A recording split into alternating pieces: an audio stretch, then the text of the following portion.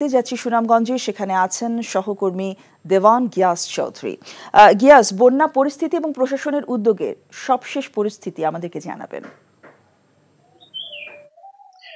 জোসেন্তা, আমরা দুদিন ধরে বলছি যে সুনামগঞ্জে বন্যার পানি নেমে যাচ্ছে।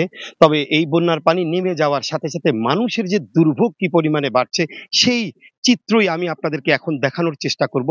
আমি এখনো যে জায়গাটিতে আছে এটি হচ্ছে সুনামগঞ্জ পৌর শহরের হাসুননগর এলাকা, এবং এই হাসুননগর এলাকায় পৌর শহরের ভিতরে, এবং আপনি যদি দেখাতে চাই যে এই একটি নিম্নবিত্ত পরিবার, এবং এই পরিবারটি গত 1 বছরে বন্যা নেমে যাওয়ার পরে সংসারটিকে সাজিয়েছিলেন, এবং এই সাজানো গোছানো সংসারটি কিভাবে তছনছ হয়ে আছে, ধ্বংসস্তূপে পরিণত হয়ে আছে, সেই দৃশ্য আমি আপনাদেরকে দেখানোর চেষ্টা করছি। এখানে যে চুলা, রান্নাঘর সবকিছু একদম তছনছ হয়ে গেছে। আমি এই যে রান্নাঘরে অবস্থান করছি, এবং এই যে চিত্র, প্রতি বছর তারা বলছেন যে বাড়িঘর তারা উঁচু করেন, কিন্তু পানির লেভেল এর পরের বছর আরো উপরে উঠে যায়, এবং এই উঠে যাওয়ার কারণে তাদের যে দুর্ভোগ, দুরবস্থা, অসহায়ত্বের কথা তারা আসলে কাউকে বলতে পারেন না। এই ঘরের যিনি মালিক ছিলেন তারা সবাই বাচ্চা নিয়ে, পরিবার পরিজন নিয়ে আশ্রয় কেন্দ্রে উঠেছেন, কিন্তু এই পরিবারের যে একজন বৃদ্ধা ছিলেন তিনি গত 4 দিন ধরে এই কোমর পানি, বুক পানিতে ঘরের মধ্যে অবস্থান করছেন, কারণ এখান থেকে হয়তো যে ঘরের কিছু প্রয়োজনীয় জিনিসপত্র চুরি হয়ে যায় এই ভয় ছিলেন।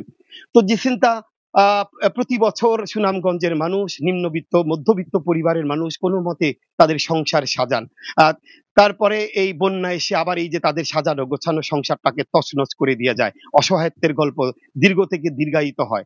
জোসেন্তা, এই ছিল আমার কাছে সুনামগঞ্জের বানভাসী মানুষের দুর্ভোগের খবর। আমি মনে হয় তোমারে ভালোবাসি, মনে হয় না, আসলেই ভালোবাসি।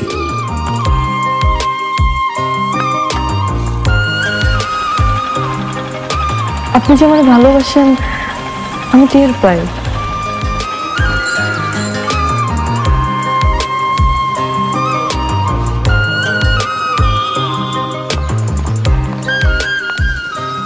বুকের বাম পাশে যে ব্যথাটা হয়, এই ব্যথাটার কাছে প্রশ্ন করে দেখো না, ভালোবাসো কিনা।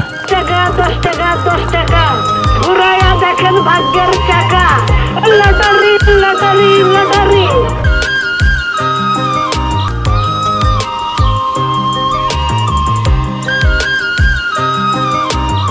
আপনি না চোখের যন্ত্রণা বুঝতে পারেন, বুঝে নেন।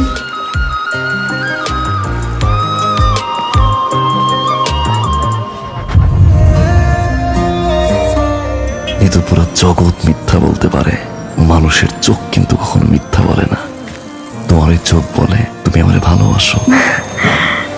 আপনি কি আমারে দেখছেন?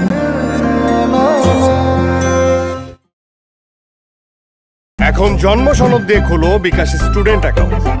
নিজের বিকাশ নিজে কর।